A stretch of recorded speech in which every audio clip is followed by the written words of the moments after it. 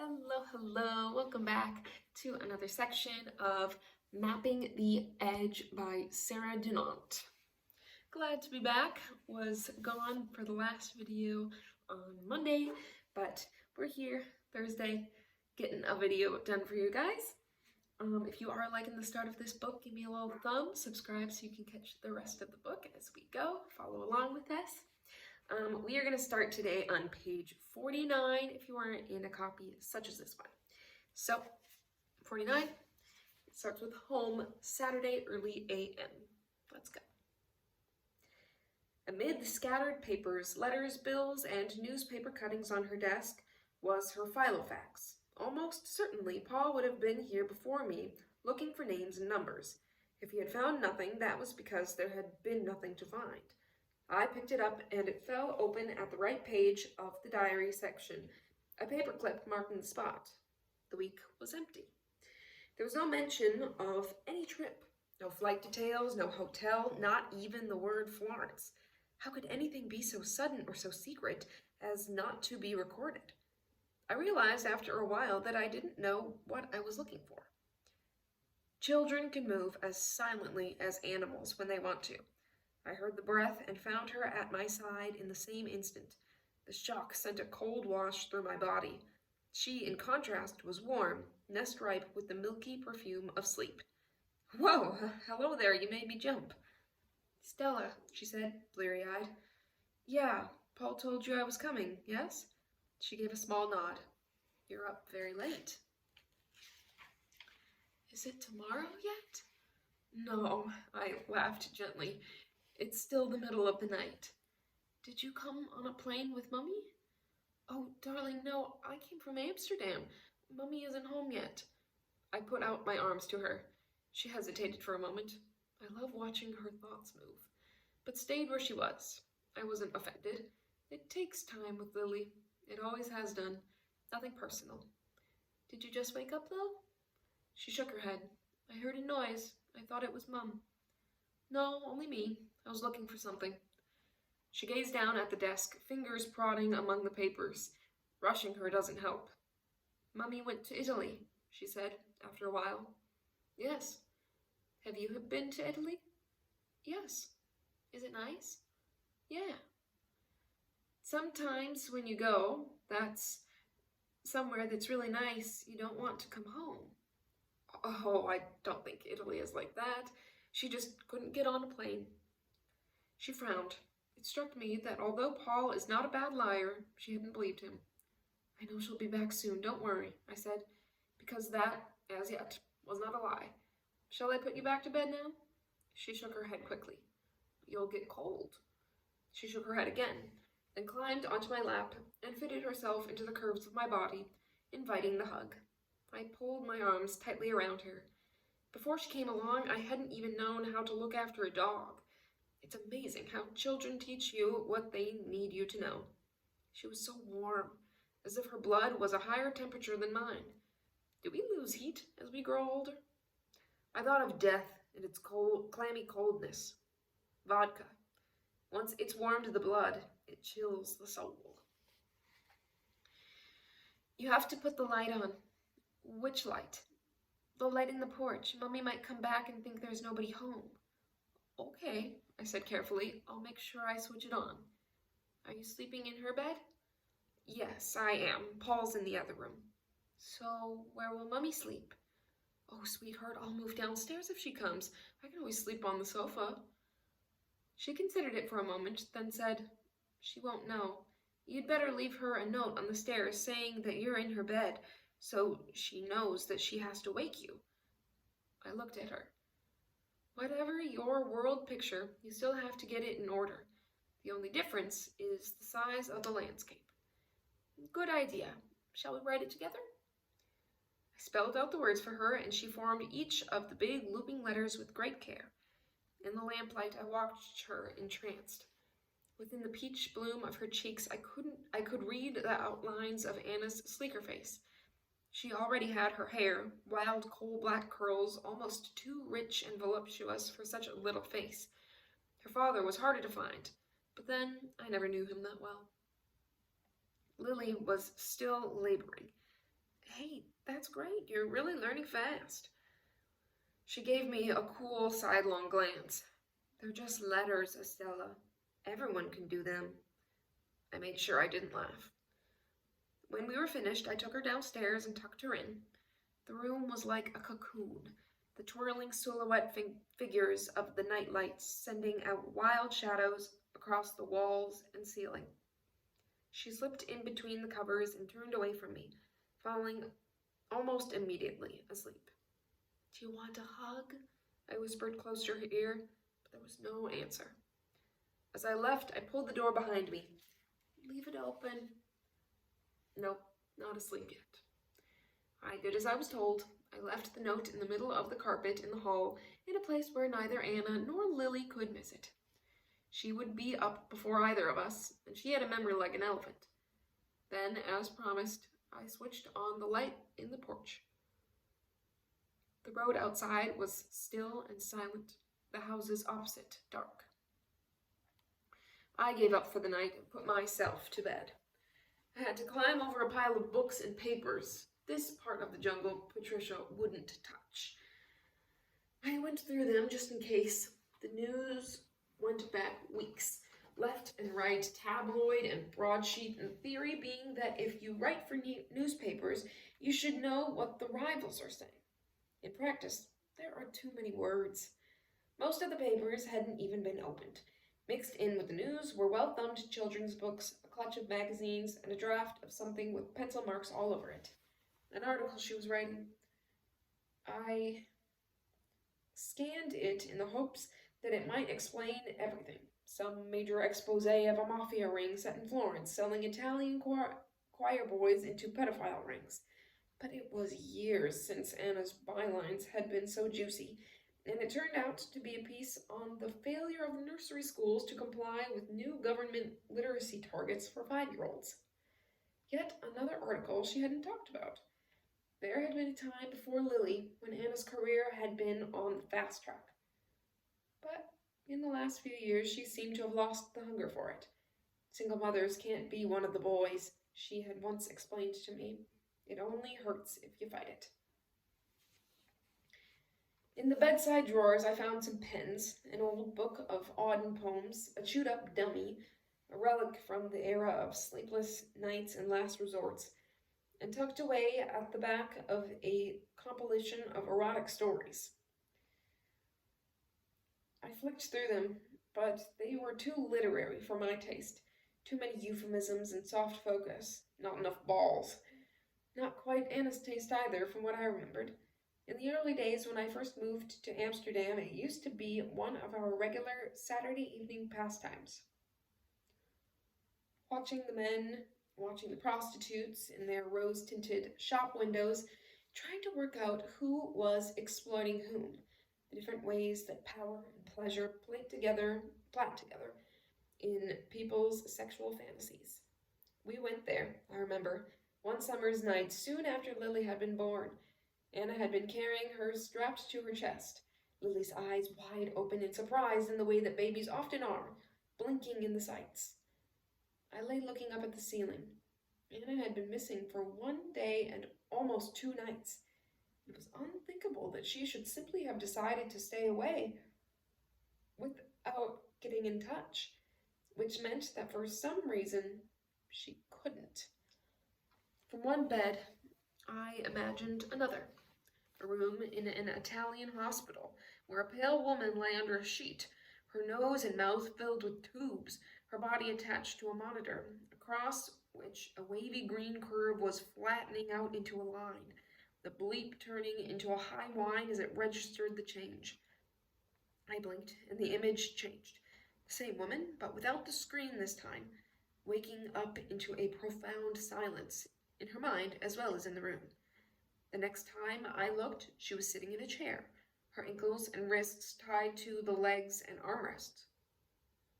Her face bled white by fear, the shadow of another figure projected across her body. I sat up in the bed and shook the pictures away.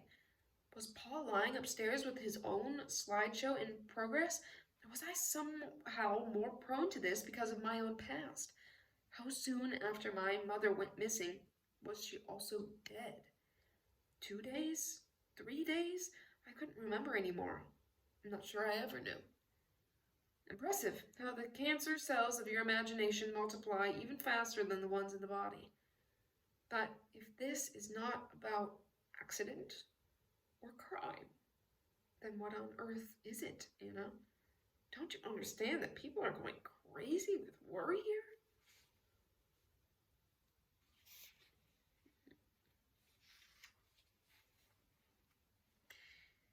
Away, Thursday p.m. Her body was like a balloon blown up with helium gas. Each time she tried to move her limbs, she felt herself lifting off the ground, while her whole torso rising and turning in a languid, slow-motion dance that belied a heaving sense of panic underneath. She needed to see where she was falling, but her eyes kept opening onto darkness. Her breath hurt. The air was heavy, fat with moisture, filling up her nostrils and sucking at her skin. She tried to peel it off her, but the movement only caused her to lift farther off the ground again. She knew she wasn't properly conscious. She must be waking from some deep sleep, or still embedded within it, and only dreaming of being awake. But she could not hold on to that fact, nor work out what it was that felt so wrong. This time, as she slipped away, her body rising and rolling in a glorious defiance of gravity, she heard the crunch of gravel, and for a second she saw something. A snapshot of an evening sky, slashes of deep pink against a charcoal blue wash, like swaths of bright cloth flung out from the bolt across the horizon. Her body felt like the colors, melting and wild. Someone grabbed hold of her arms, and she felt herself being yanked back to earth. The velocity of her fall brought vomit to her throat, and she knew she was going to be sick. The darkness returned. When she opened her eyes again, she wasn't flying anymore. It took her a while to work it out. She was lying horizontal, fully dressed, her body leaden and flat, as if the air above were crushing her down. At least now her brain was functioning. The surface under her was soft, a couch or a bed, and the atmosphere was tame, inside rather than out. Gradually, the darkness coalesced into a series of shapes, different destinies of black. Directly in front of her, she made out a bulky mass, some kind of cupboard or large piece of furniture, and to her right, near the ground, a thin slice of dirty yellow light from underneath what must be a door. Her head hurt, and she needed to urinate badly. It was hard to think of anything else. She pulled herself off the bed, but her legs were like sponges soaked in water, and she had to use the wall as a prop to get herself to the door. Inside it, a ghostly nightlight illuminated a cramped bathroom, tilted walls, a bath, and a marble top with a basin, a neat set of white towels and hotel shampoo and conditioner bottles nearby. She fumbled with her trouser button to get herself undressed. The urine splashed fiercely into the bowl. She only just made it in time, like a child who wants to play, who waits too long at play, then has to rush to go. A child. Lily. That thought was like an electric shock. Lily. She saw traffic lights, a sign for an airport, a man's face glancing at her anxiously from the driver's seat. Then she remembered the flash of a sunset. And the vomiting. She pulled herself up from the loo. I'm ill, she thought. I'm ill. But what? And how? And she felt a rush of fear in the bottom of her gut. Her mouth felt as if she had been chewing on gravel. She gulped down a handful of water straight from the tap. It didn't help. In the main room, she searched for the light switch, only to be blinded when she found it. She blinked her way back into focus, onto a spare, spotless hotel room. Single bed, side table, wardrobe, chest of drawers and chair, inoffensive corporate furniture, not unlike the room she had left that morning. One wall was covered by heavy drapes. She yanked them back, half expecting to find a cityscape filled with lights, but instead there was only a window, considerably smaller, then the width of the curtains, and blackness beyond. When she lifted the catch, the window opened a few inches, then stopped. The air was unexpectedly cool, with a whisper running through it, like the sound of electricity singing through pylon cables. It was as if the world ended behind the glass. When she turned back, the room appeared less benign. She noticed there was no telephone anywhere, no light by the bed, no leaflets or stationery on the desk, not a thing, in fact. To identify this as a real hotel, no thing, in fact. Even the walls were bare. So was the back of the main door. No framed room charges or fire instructions, and when she turned the handle, it didn't open. Whatever lock was in operation, it wasn't on the inside. The discovery made her frantic. She sifted through the clogged debris of memory and came up with the syrupy coffee, followed by sudden nausea and the need to sleep. She saw his face smiling across at her, reassuring, concerned. It couldn't be. It wasn't possible. Her mind short-circuited to bizarre stories of kidnap Italian style, rich magnates or their children held in cellars and losing bits of their anatomy to prod their relatives into massed ransoms. It didn't make any sense. Why would anyone in their right mind want to kidnap her, an anonymous tourist and single mother with no family and no money? It was all some grotesque mistake. She threw herself at the door, smashing on the wood with the palms of her head and shouting at the top of her voice. How long had she been unconscious? She felt sick again, and she was sweating heavily. She stopped to look at her watch, but the face was splintered, and the time behind it was forever 10 to 9. Now it was the middle of the night. But which night? How long had she been there? She went back to the door with renewed panic, using her fists this time and carrying on until the pain in her head forced her to stop. No one was listening, or if they were choosing not to hear. She was suddenly greedily thirsty.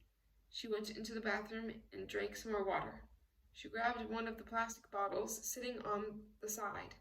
Green shower gel, made in Milan, bottled by the thousand for any number of hotel chains. Where was she? She felt dizzy. She moved back to the bed and sat heaving, staring at the door, taking deep breaths. Around her, the silence was profound. Deeper than the room, deeper than the building, she felt sick and clammy. She lay back and pulled the covers over her. From a vent in the room, the air conditioning kicked in, a low mechanical hum, like a hotel. Like a hotel. At least it wasn't a cellar. This was the last thing she remembered before she fell back to sleep.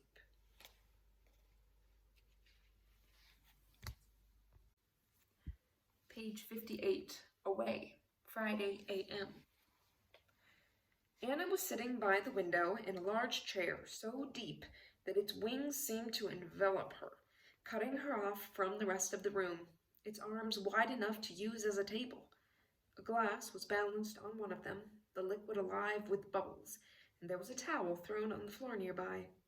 She was naked, her legs curled up under her, her hair wet, pushed back from her face. Her skin was clear, no makeup, washed clean and shiny like a child's. She looked tired, but composed. She seemed to be staring out at something through the half-opened window, but there was nothing to see. In the middle of the night, even the city was still. Florence lay below them in the valley, its night lights like a constellation of stars in distant space. She moved her right leg slightly, and her skin made a small sucking sound as the thigh pulled away from the back of her calf. She slid her fingers down the inside of her leg, feeling the sweat that had gathered there. The surface of her skin was alive to the touch. She couldn't remember the last time she had been so aware of her body. No, that wasn't true. She could remember quite clearly. Anna saw herself 5 weeks earlier returning home to Lily after their first encounter. They had said goodbye to each other in the hotel room in central London, and she had driven back across the West Way in the silence of an early morning, much like tonight's, hers one of a handful of cars still on the road. She had come into the house quietly. Patricia was asleep upstairs in the spare room. Lily was in her bed. She had been desperate to see her daughter again, not to assuage any sense of betrayal or guilt, but from the need to hold her in her arms and know that nothing had changed. She would have liked to have a bath. The smell was all over her, his smell. But the pipes ran next to Patricia's room and would have made discordant music in the middle of the night. She stripped off her clothes, brushed her teeth, and crept into bed. For that second, the subterfuge making her feel like an unfaithful lover. Lily, like a heat-seeking missile, had located her body and moved into it. The cotton nightgown was rumpled up around her waist, and her flesh was warm and soft. Child after adult, female after male, the contrast was profound and delicious. I love you, she thought.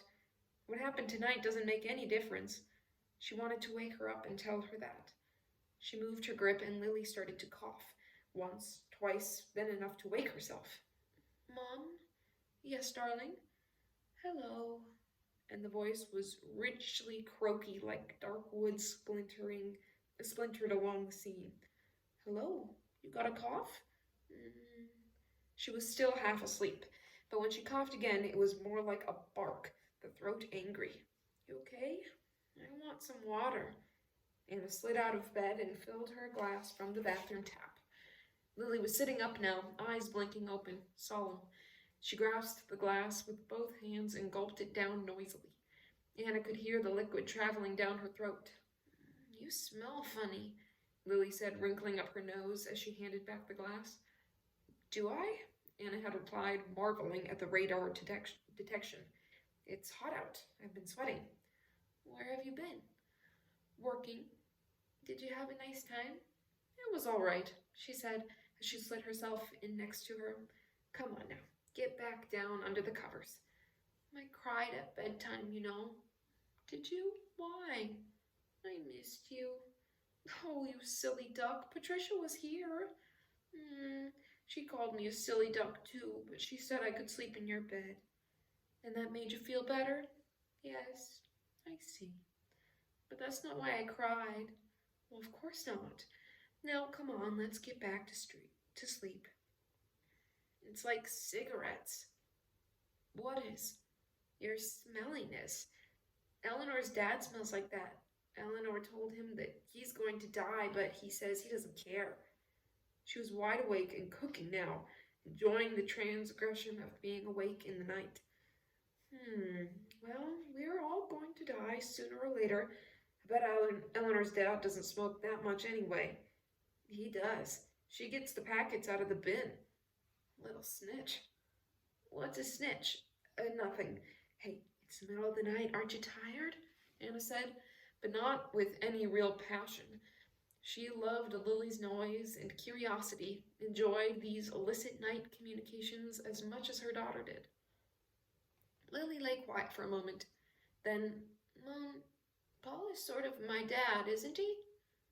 Yeah, darling, sort of. Pause. So, will Michael be like another dad now? No, Michael's just a friend. You do like him? Oh, yeah, he's really funny, but I don't want another dad. One's enough. In the darkness, Anna pulled her daughter to her closely.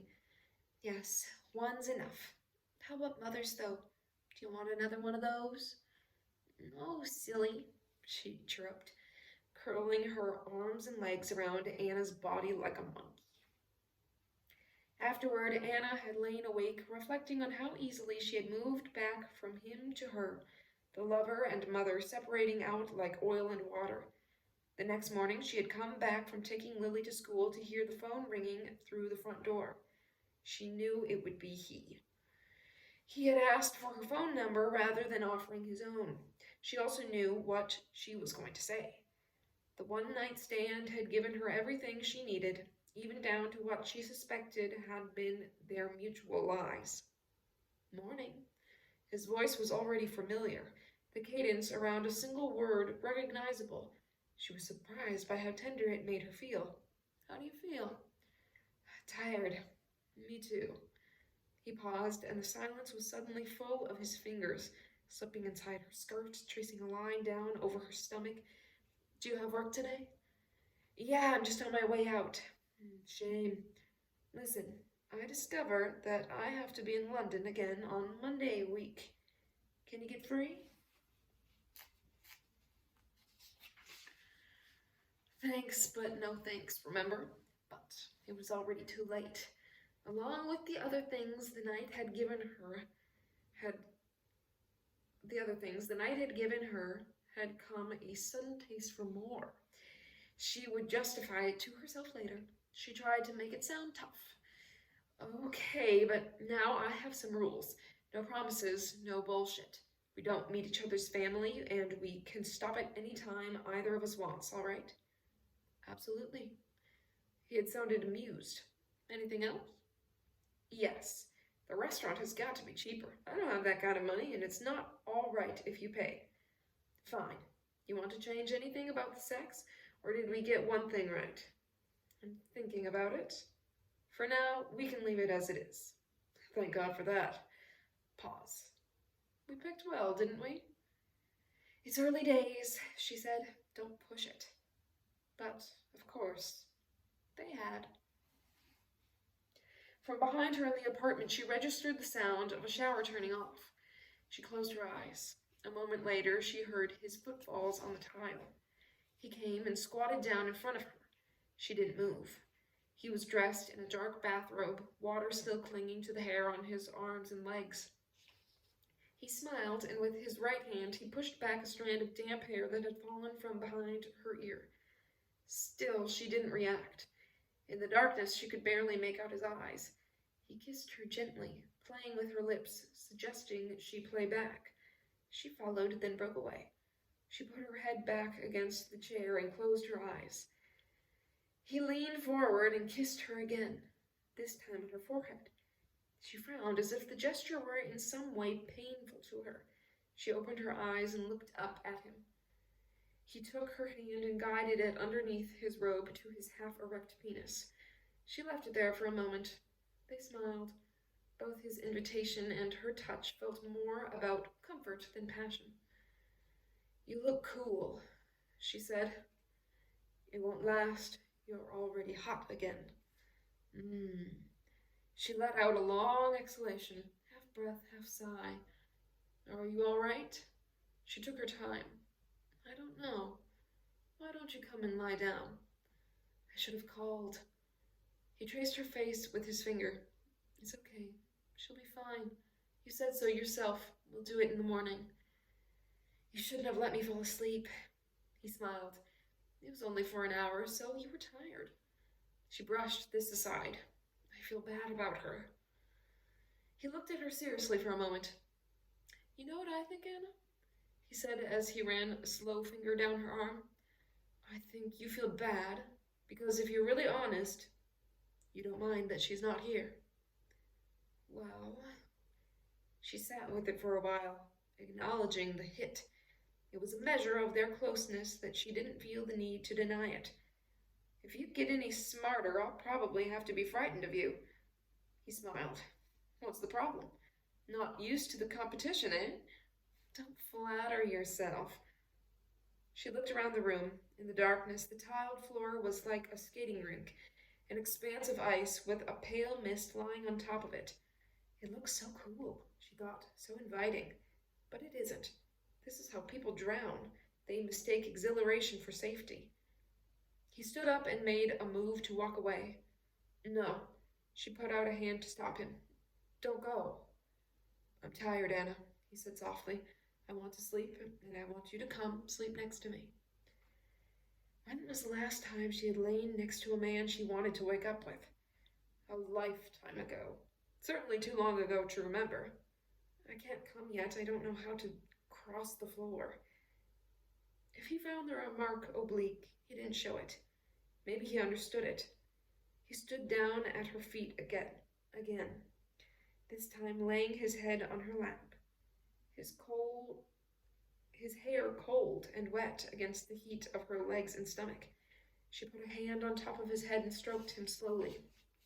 Then she leaned forward, draping her body over his. They stayed like that for a long time. The air around them began to change, the darkness breaking up with the first hint of a summer dawn. She slid her hands under the back of the bathrobe, massaging, caressing downward until she reached the cleft of his buttocks. She pushed further, sliding a finger across the crack of his anus. He moaned at her touch, then twisted himself up and around to meet her. As they met, he pushed his bathrobe open and pulled her to him inside. Come to bed. Okay, but we mustn't sleep. He laughed. I think there's very little chance of that. I'll tell you what, we'll be like an old married couple. I'll put on an alarm. Afterward, they slept curled away from each other, their bodies disentangling in search of more familiar spaces alone, or maybe it was the heat. At dawn, he got up quietly and closed the outer shutters to keep out the sun.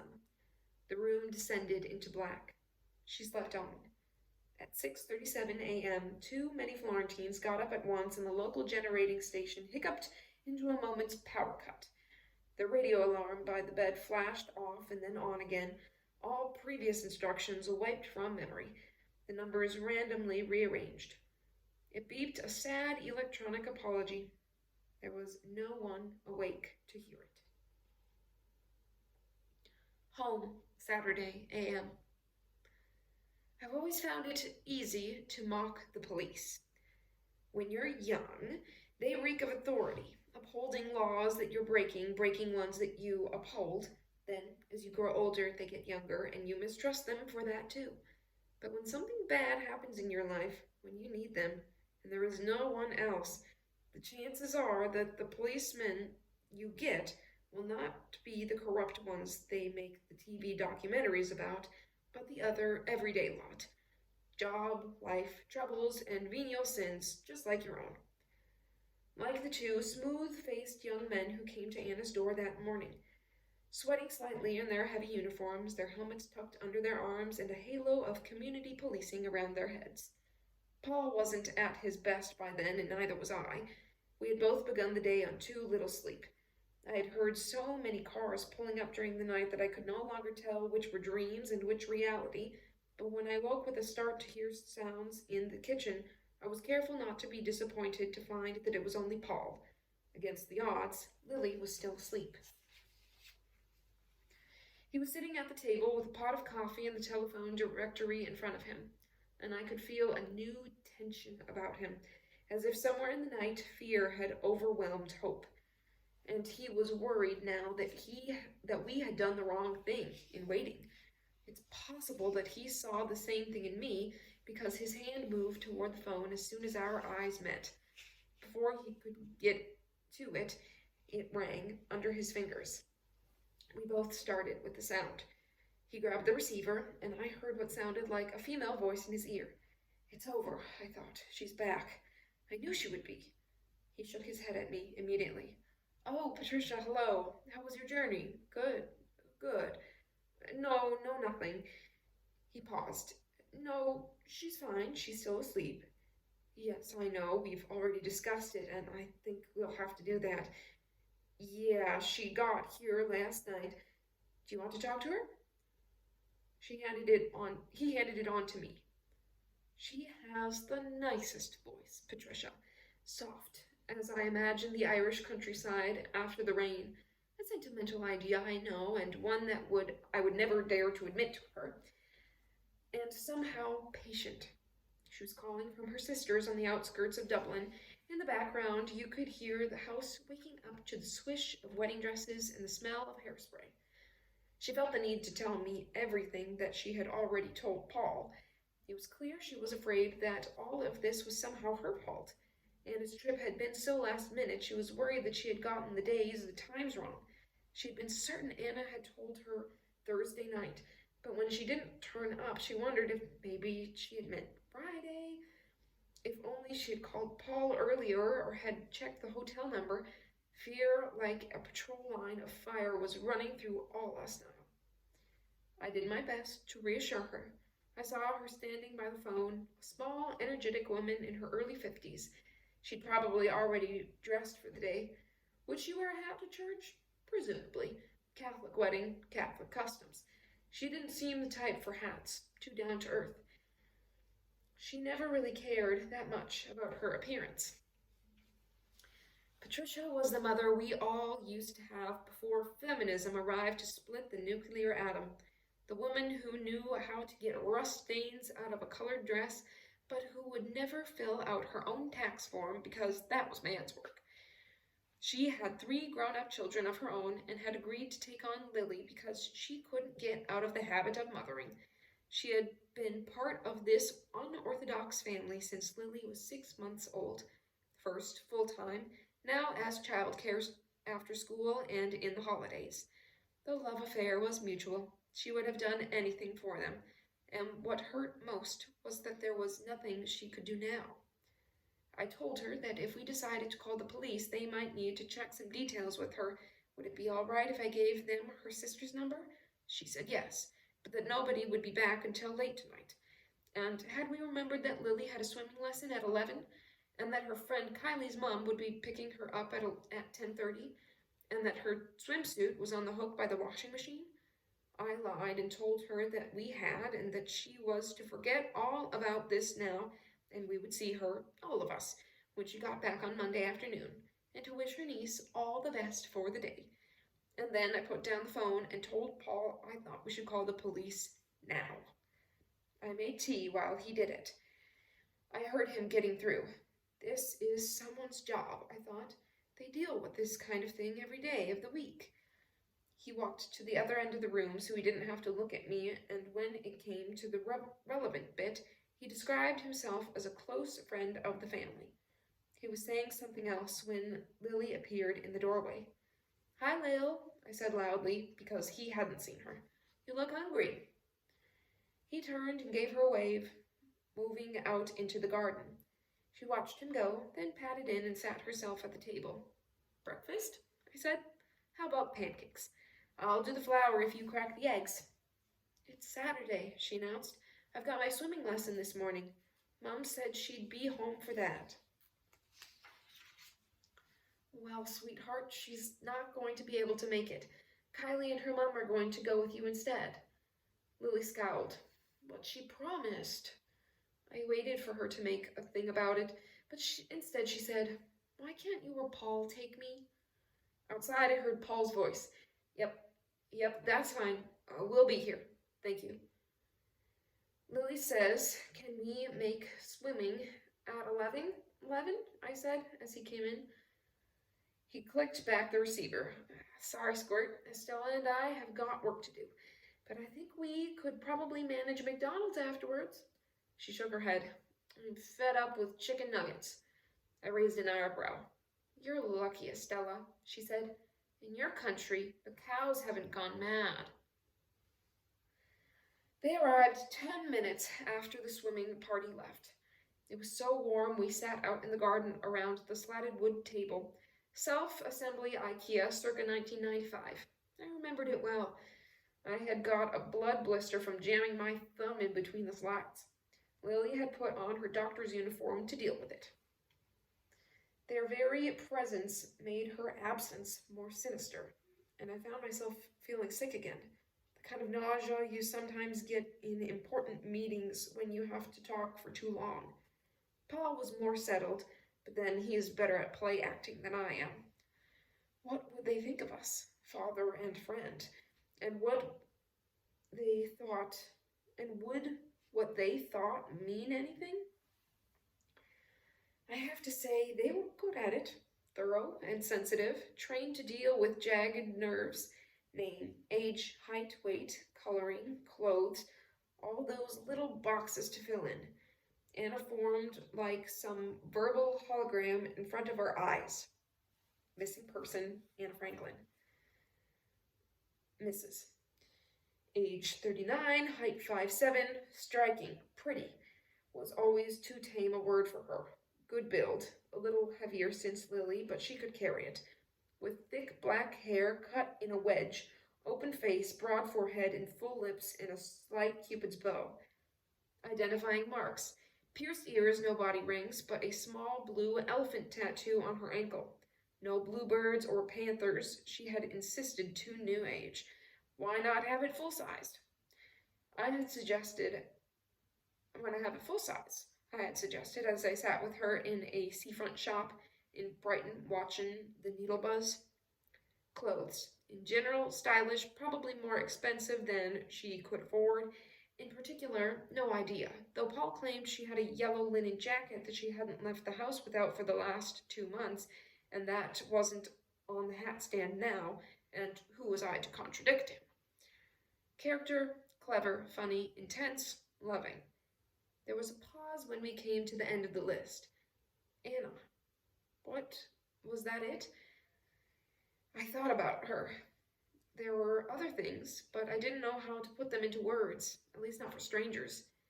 Any history of depression, mental illness, that kind of thing? None. 2 voices on a single thought. Does she often spend time away? The odd night here and there for work, said Paul briskly. And who looks after the little girl then? If it's in the week, Patricia, the childminder, stays. At weekends, I'm usually around. But you're not the child's father. No, not biologically, that is, but I see a lot of them. So you could tell us what the nature of your relationship with Miss Franklin is? Paul smiled. We're just good friends, officer, he said prettily. I see, though it was clear he didn't.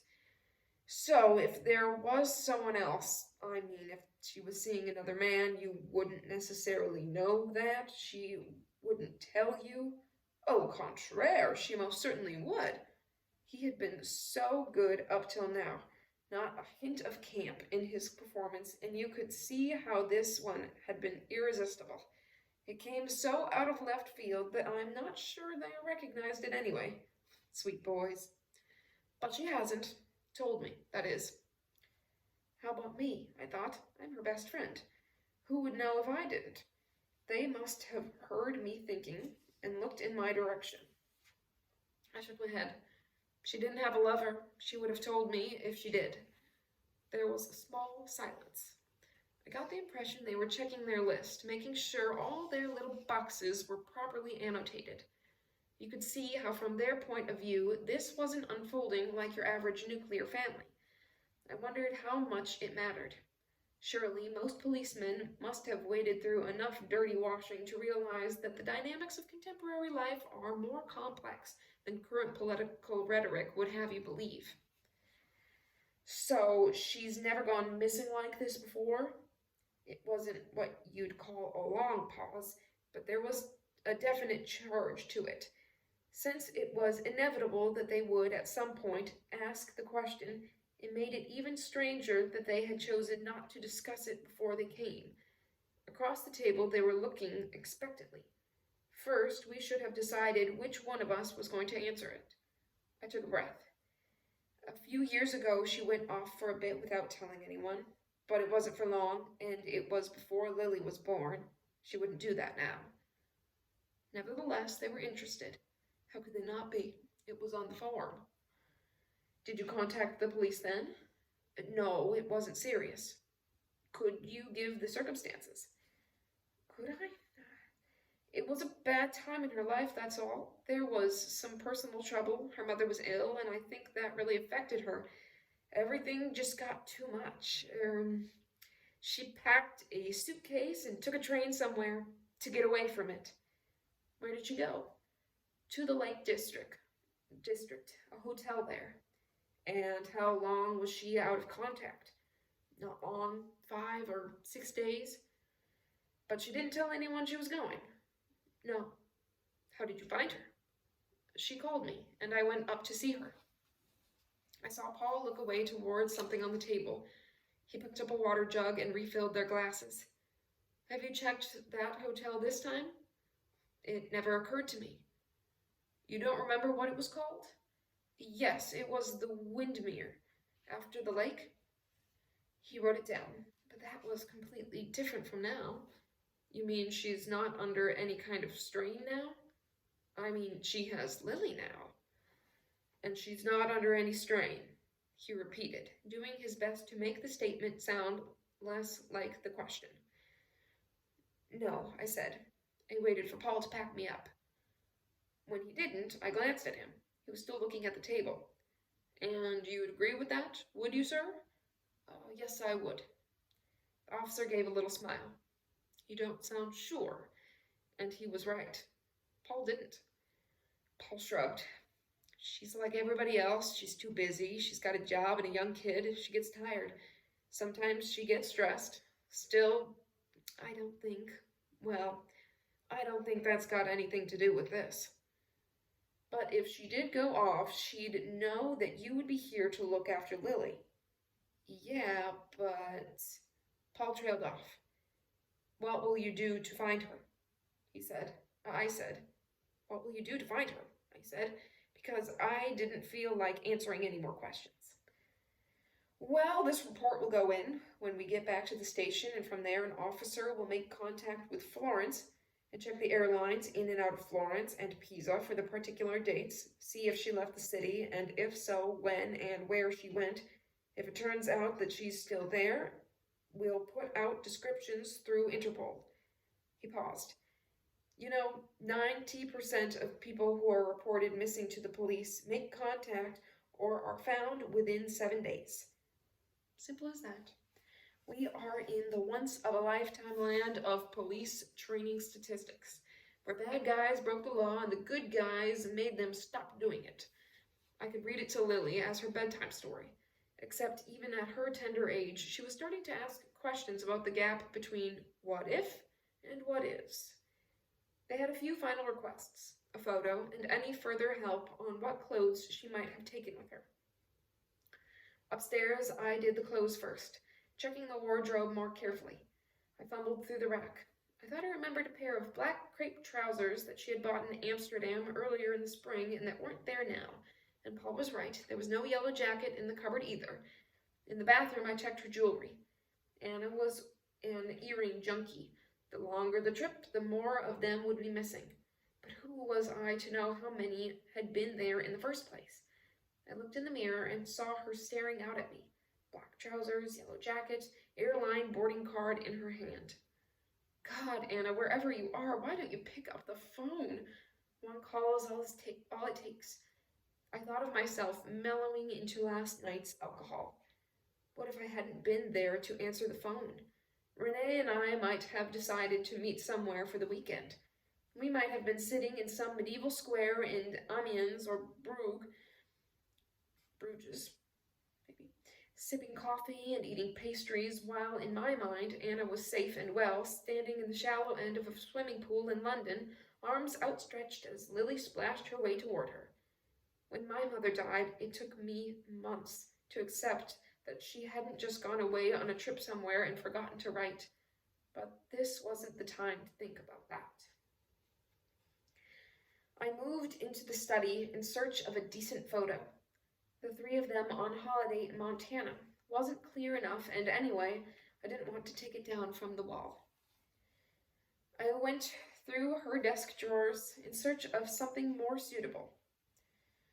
The bottom right was a set of Old Guardian weekly guides. Why? And a jumble of photo envelopes underneath.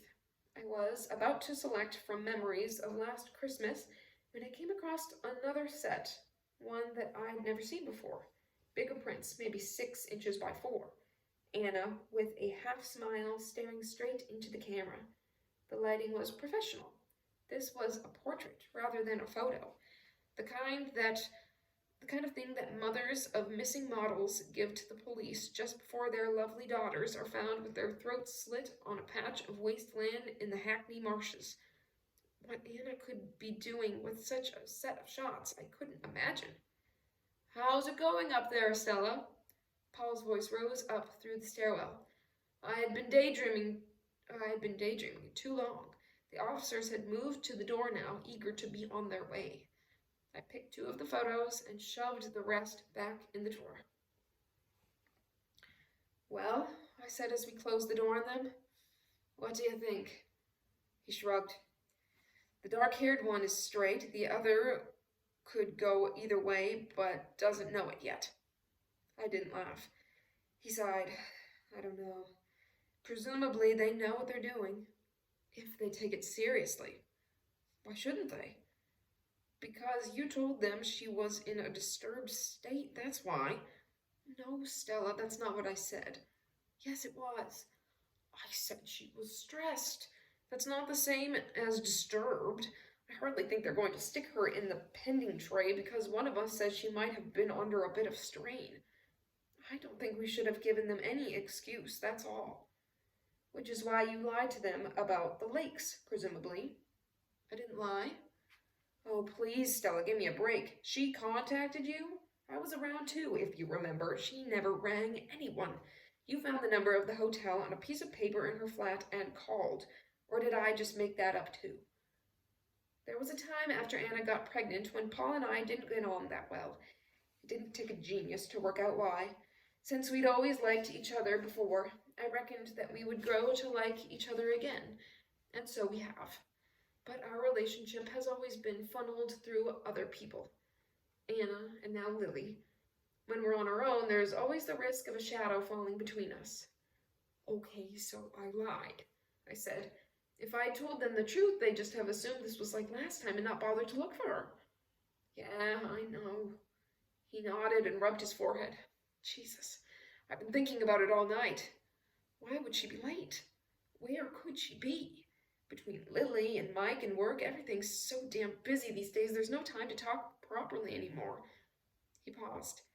But I do think she's been different recently. I don't know, cut off, distracted. I can't put it any clearer than that. I thought it might be connected to a man, but if it was serious, she would have told you. What did I think? I hadn't seen her since Easter, over 2 months ago. She and Lily had visited for a week. She was researching a story on Amsterdam's soft drug policy. Lily and I played for 3 days while she frequented my favorite brown cafes and politicians' waiting rooms. A good time had been had by all. Since then, it had been business as usual on most of the Friday nights. Me, a little high. Her, a little what? Busy? Tired? Offhand? Had there been something I hadn't noticed? Something that got lost between the vodka and the dope fumes? What could there be that Anna wouldn't tell me? This couldn't have anything to do with Chris Menzies, could it? I said, because, of course, he would have to come up eventually. The TV star sperm donor? For a man who makes his money out of things you can do on small screens, Paul has always had a healthy mistrust of television. Coarsening the nation's culture is his line. I know enough of the nation who might accuse him of doing the same thing, but at least we always agreed on Menzies. No, I don't think so. She never mentions him. Where did she go after Washington?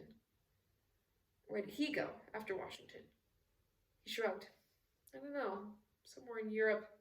I think Paris, maybe? Not a million miles from Florence. I shook my head. He was right. It couldn't be Menzies, not after all this time. Paul looked at his watch. I told Kylie's mom I'd pick them up at the swimming pool and take Lily to lunch. You're going to come with me?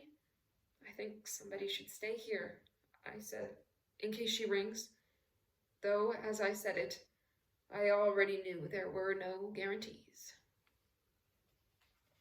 And that will be the end of this section, picking up next time on page 76. Hope you enjoyed, and I will see you in the next one. Bye.